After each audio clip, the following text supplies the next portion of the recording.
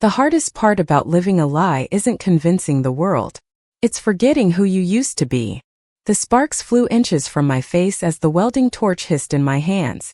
The bright light painted everything in shades of white and blue, turning the steel beams around me into ghostly shapes beneath the cavernous roof of Harrison Industrial Works. The smell of hot metal filled my lungs. Sweat rolled down my neck despite the cold November morning. 12 years in this factory had taught me one thing. Steel was honest. People weren't. I lowered my mask and stepped back from the half-finished support frame, flexing my aching fingers inside worn leather gloves. The clock mounted above the loading bay read 5:47 a.m. Another 14-hour shift. Another day pretending to be someone I wasn't. "Charlie, you planning to marry that beam?" Someone shouted from across the floor.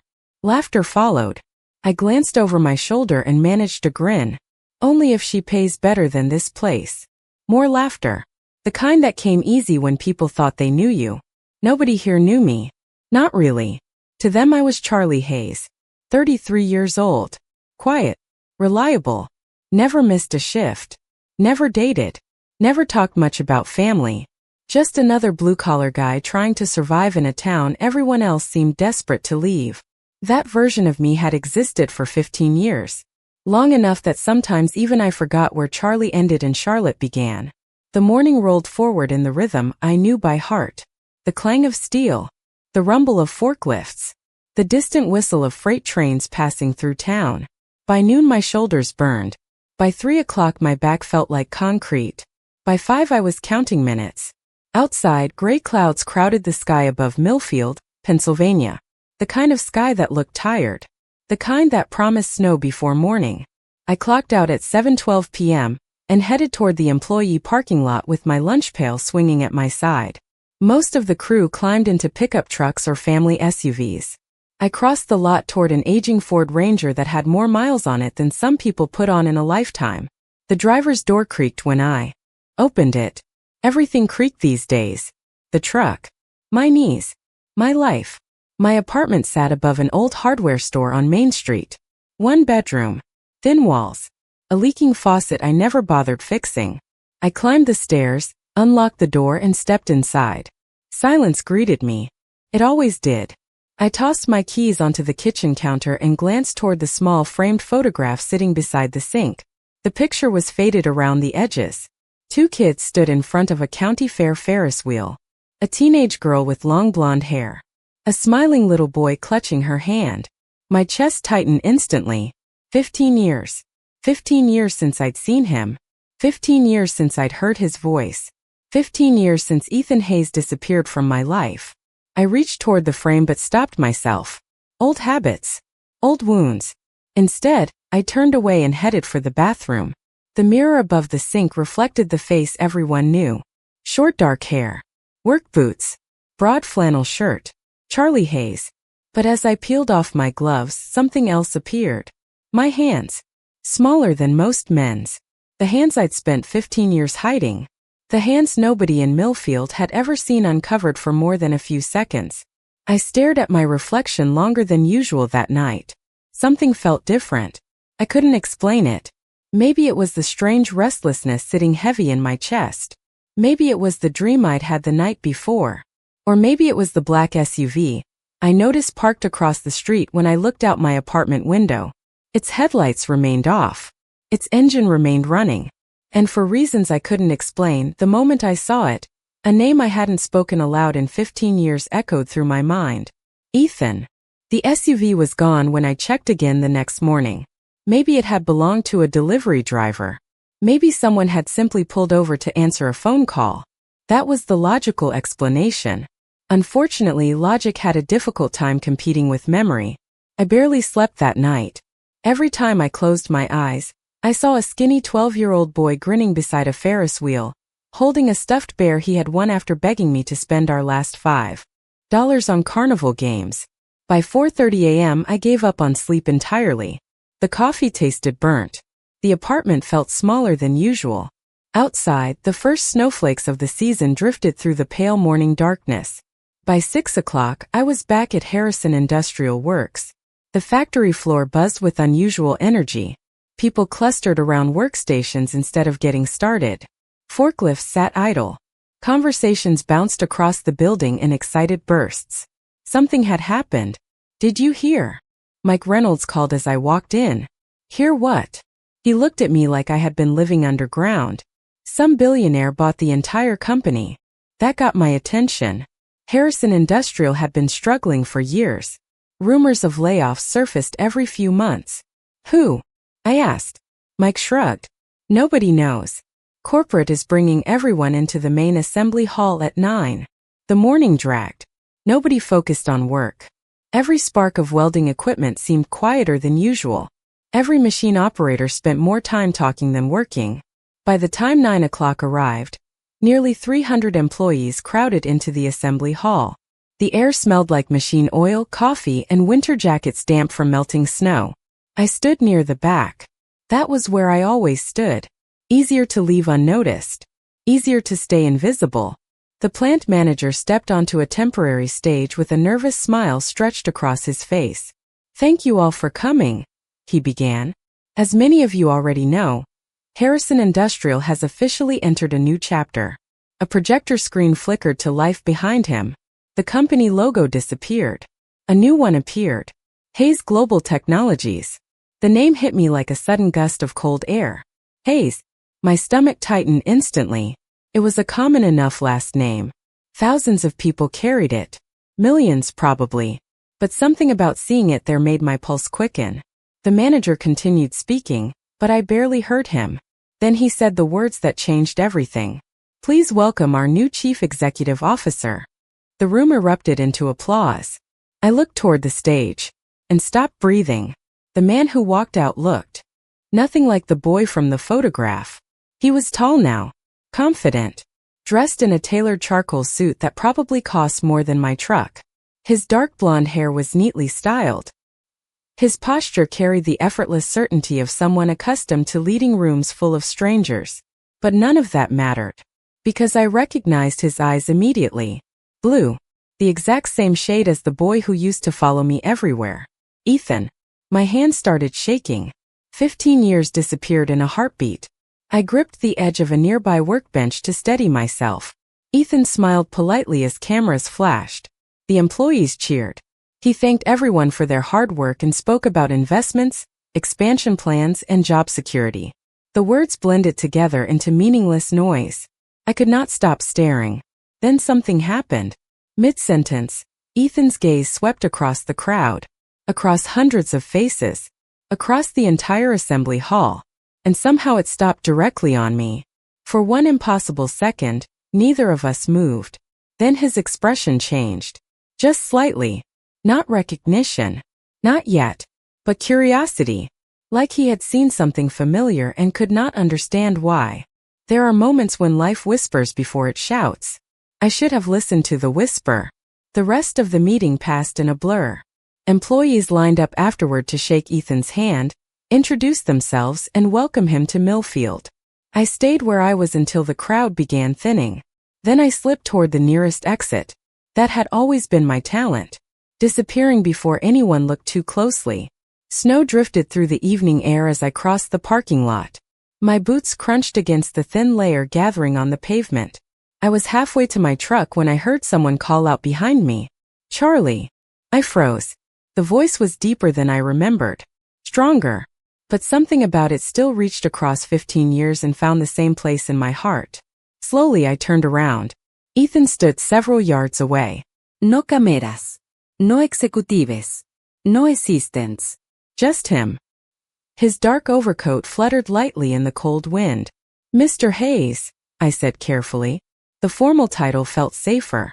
His mouth curved into a small smile. You do not have to call me that. I forced myself to nod. Old habit. His eyes studied me. Not aggressively. Not suspiciously. Just curious. You have worked here a long time? 12 years. That is rare these days. People stay when they run out of places to go.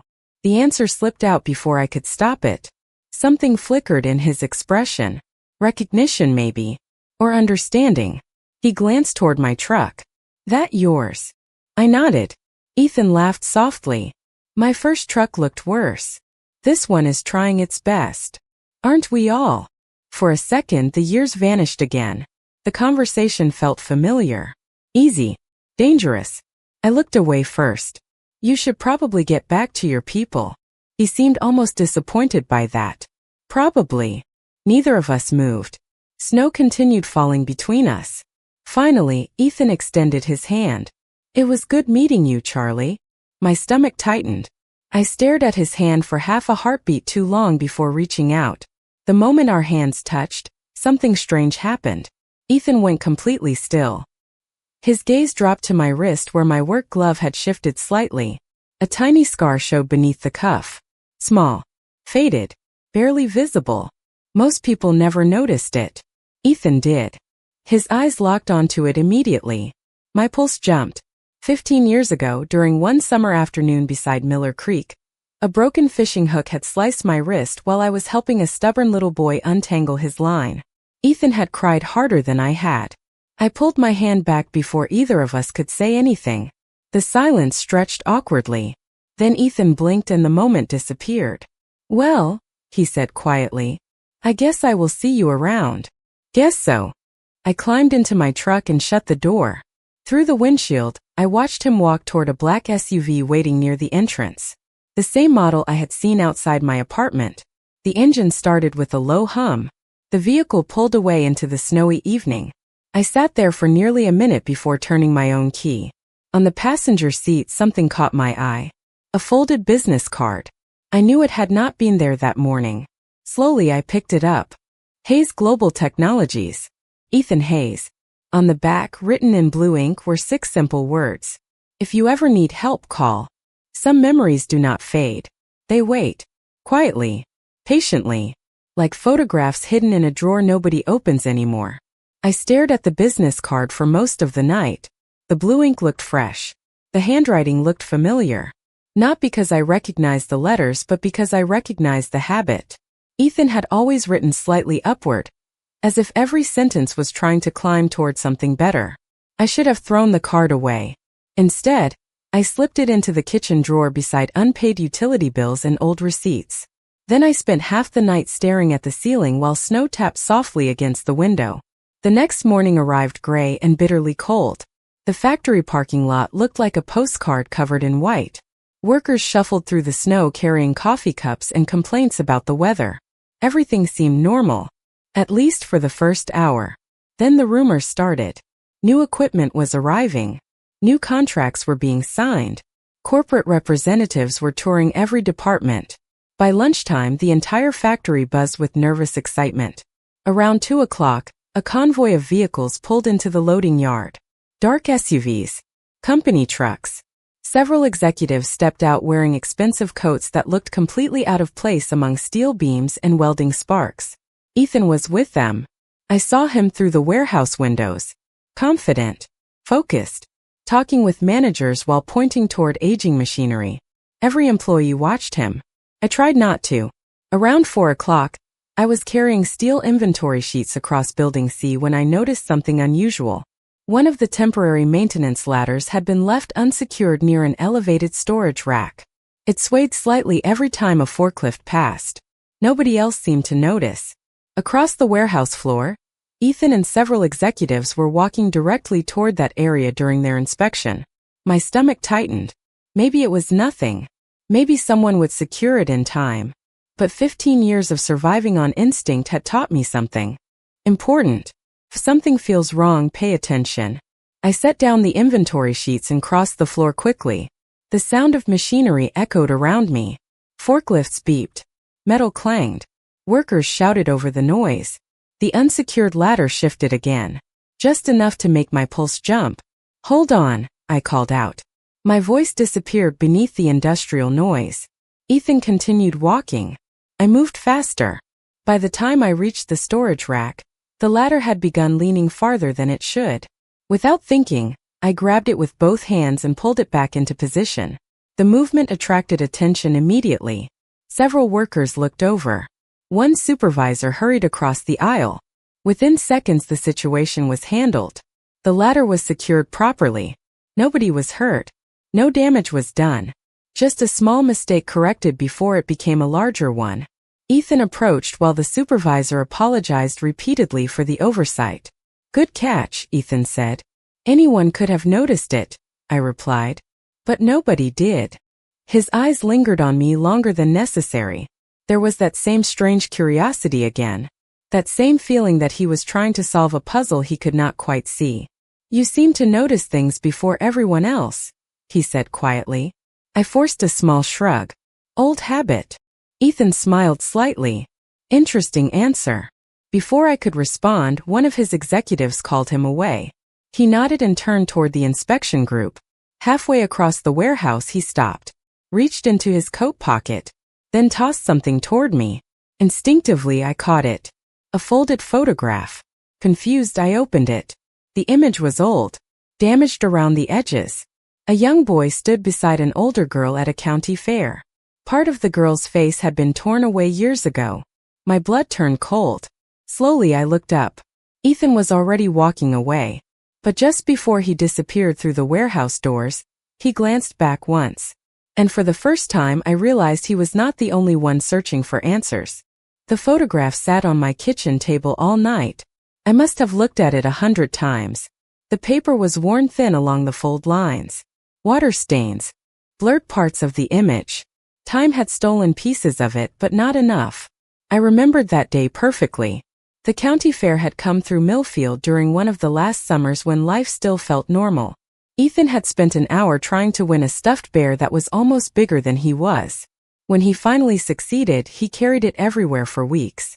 Looking at the picture now felt like opening a door I had spent 15 years keeping shut. Around midnight, I found myself tracing the torn edge where my face should have been. Someone had deliberately removed it. The question was why. I barely slept. Again. By morning my head felt heavy and my coffee tasted weaker than usual. Snow covered the sidewalks outside my apartment. The town looked quieter beneath the white blanket. Almost peaceful. The factory was anything but peaceful. Haze Global had transformed the atmosphere in less than a week. New equipment arrived daily. Engineers walked the floor with tablets. Supervisors suddenly cared about safety procedures they had ignored for years. Change was everywhere. I kept my head down and focused on work. That strategy lasted until lunch. "Charlie." I looked up from my table in the break room. One of the administrative assistants stood in the doorway. "The executive office wants to see you." Every conversation in the room stopped. My stomach dropped. "Me." That is what I said. A few coworkers exchanged curious glances as I stood, and followed her through the administrative wing. The farther we walked, the more out of place I felt. Fresh paint. New furniture. Glass conference rooms. Everything smelled expensive. She stopped outside a corner office and knocked once. "Send him in." Ethan's voice. Calm. Professional. Familiar. The assistant opened the door and left. I stepped inside. Floor-to-ceiling windows overlooked the entire factory complex.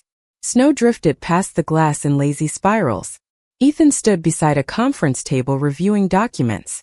He looked up when I entered. "Thanks for coming." Did I have a choice?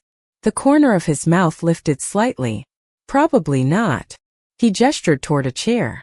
I remained standing. Something about sitting felt dangerous. Ethan seemed amused by that. He set the documents aside and walked closer. "I wanted to ask you about the photograph." My pulse immediately quickened. "What about it? Do you recognize it?" I forced myself to shrug.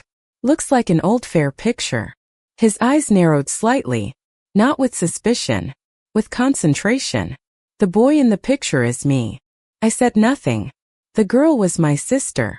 The room suddenly felt too warm. Ethan looked toward the windows before continuing.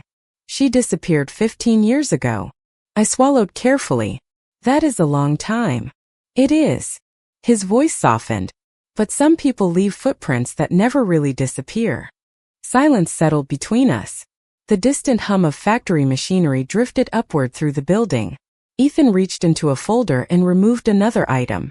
A newspaper clipping. He placed it on the table. The headline was faded. "Local family tragedy leaves 2 children alone." My hands went cold. I had not seen that article in years. "I found this recently," Ethan said quietly. "Something about it bothered me."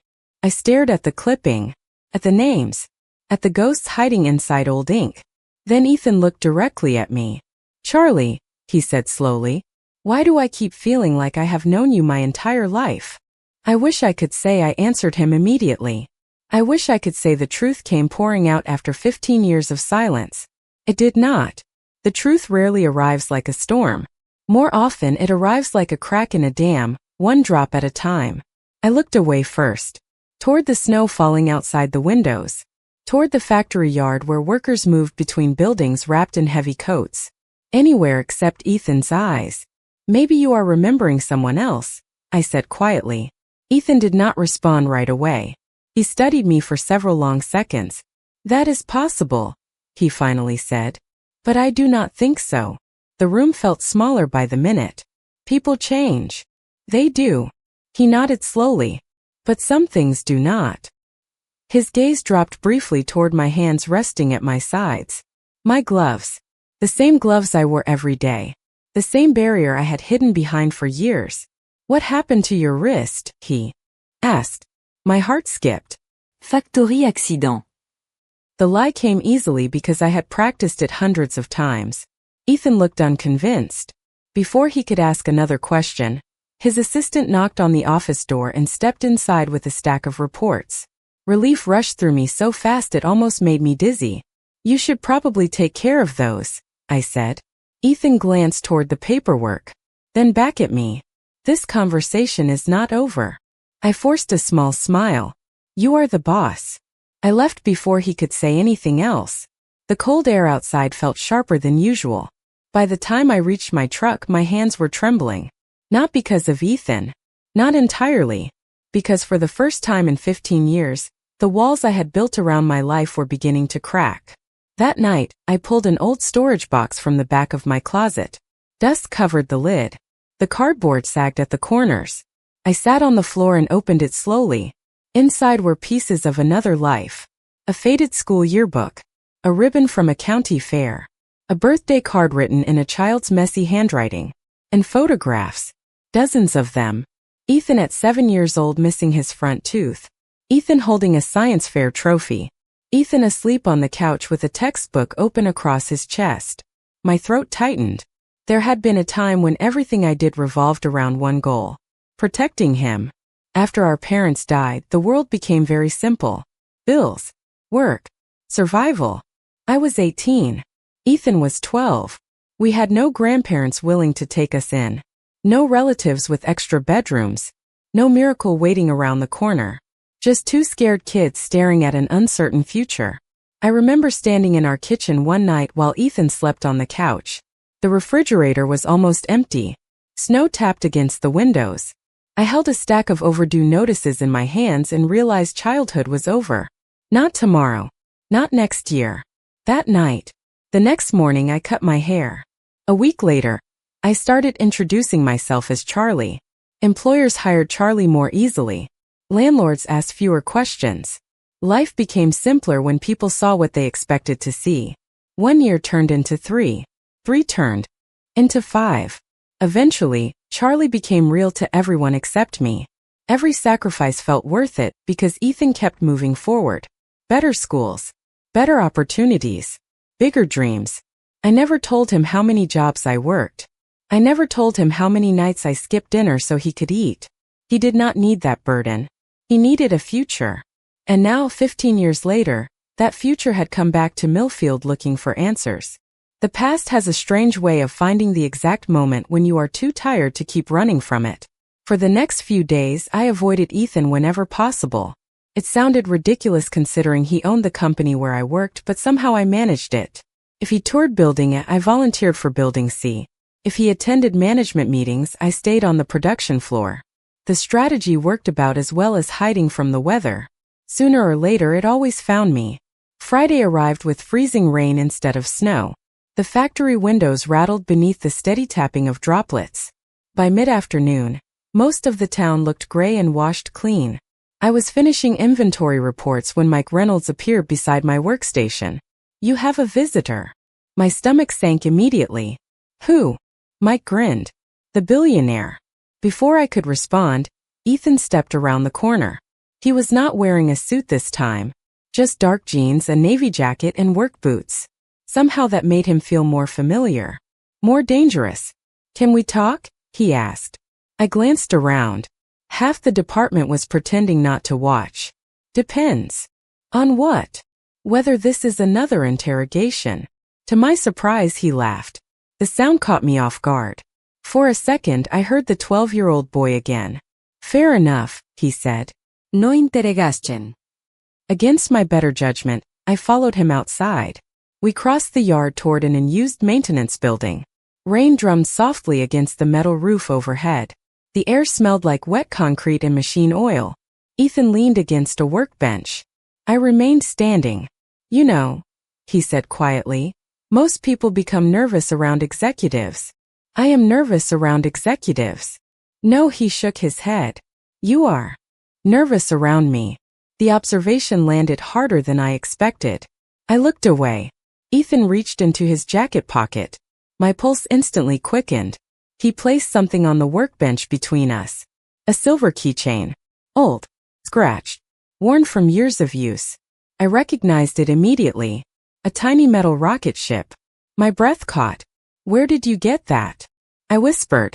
Ethan's eyes never left mine. "You gave it to me." The room seemed to tilt slightly. 15 years disappeared again. I remembered saving allowance money for weeks to buy that keychain from a gift shop near the county fairgrounds. Ethan had carried it everywhere. "You said rockets always move forward," Ethan continued softly, "even when they leave people behind." I could barely breathe. "I was 18, I said. I said a lot of stupid things. Maybe." His voice lowered. "But my sister said that." Silence filled the room. Rain tapped against the roof. Somewhere outside, a forklift engine rumbled to life. Ethan took a slow step forward. "I spent years looking for her." I stared at the floor. People disappear. Not like this. Another step. Not without a reason. My hands tightened inside my gloves. Every instinct told me to leave, to walk away before everything fell apart. But I could feel the truth pressing against the walls I had built. "Charlie," Ethan said quietly, "look at me. I should not have. I knew that. Yet somehow I did." His blue eyes held the same kindness I remembered from long ago. The same stubborn determination. The same trust. Then he spoke the words I had feared for 15 years. "Why do you have Charlotte's eyes?" I felt the last wall inside me crack. Not break. Not collapse. Crack. The difference mattered because part of me was still trying to hold everything together. Rain continued tapping against the roof overhead. The sound filled the silence neither of us seemed capable of breaking. Ethan stood only a few feet away. Close enough that I could see the uncertainty in his expression. Close enough that I could see hope. That was the hardest part. Hope. I could survive suspicion. I could survive questions. Hope was dangerous, because hope meant he was already beginning to believe the answer. "You are imagining things," I said quietly. The words sounded weak even to me. Ethan shook his head. No, his voice was calm. Certain. "I spent years trying to remember every detail about her." He glanced toward the old rocket keychain resting on the workbench. The way she smiled. The way she talked. The way she always looked over her shoulder before crossing a street, because she worried about everyone except herself. My throat tightened. People remember what they want to remember. Maybe. Ethan took another careful step forward. But some memories refused to leave. I looked away. Outside, workers moved through the rain carrying equipment between buildings.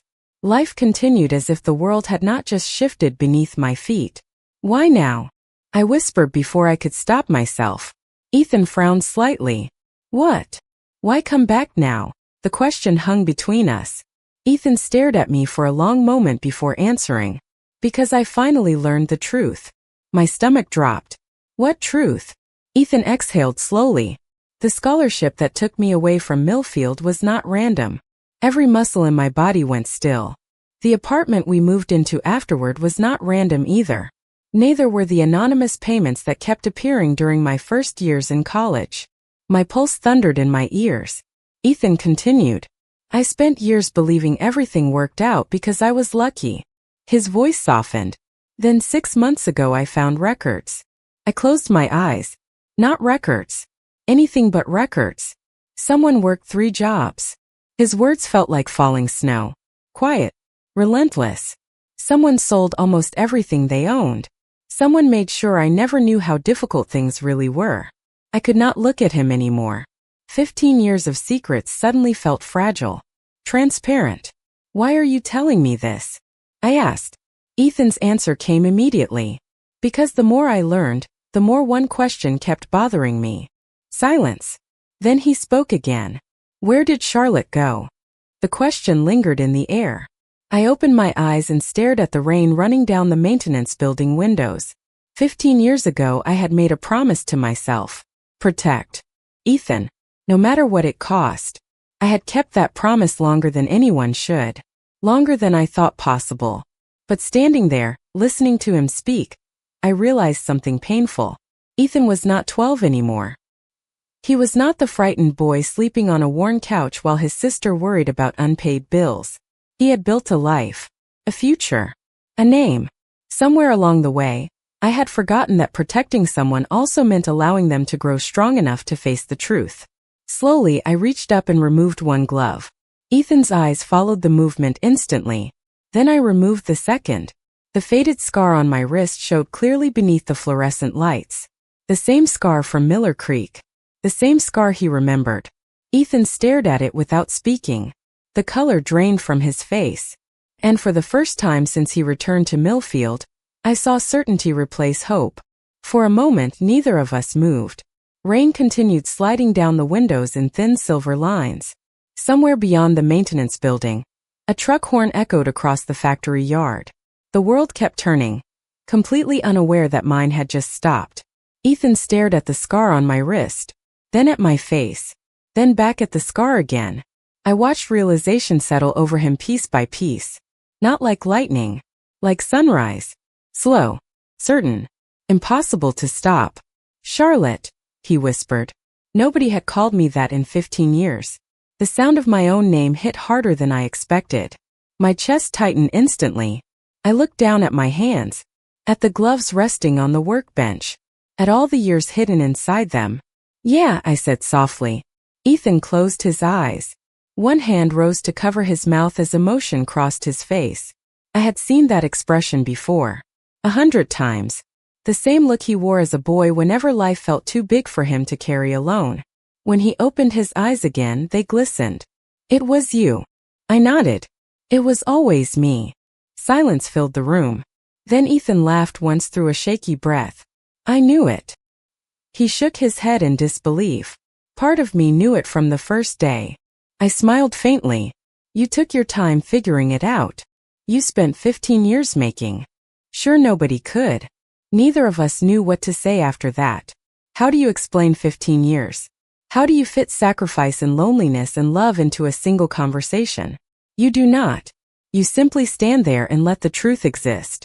Eventually Ethan stepped forward and wrapped his arms around me. For 1 second I froze. Then I hugged him back. Not as Charlie. Not as the person I had pretended to be. As Charlotte. As his sister. The person I thought I had buried years ago. Outside, the rain finally began to ease. The following weeks changed everything. Not overnight. Real life never works that way. But slowly. Carefully. Like rebuilding a house one board at a time. Ethan convinced me to take a leave from the factory. Then he convinced me to stop hiding. The second conversation was much harder than the first. Yet somehow, little by little, I stopped introducing myself as Charlie. I stopped reaching automatically for old disguises. I stopped apologizing for existing. A month later, Hayes Global hosted a company gala in Pittsburgh to celebrate the factory expansion. I almost did not attend.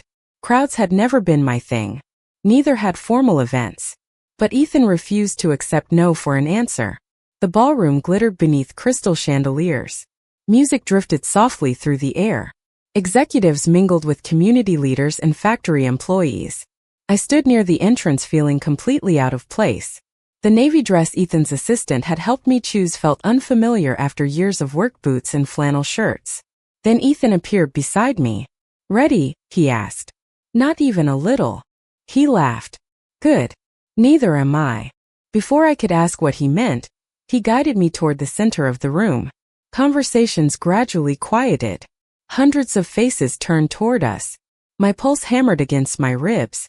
Ethan raised his glass.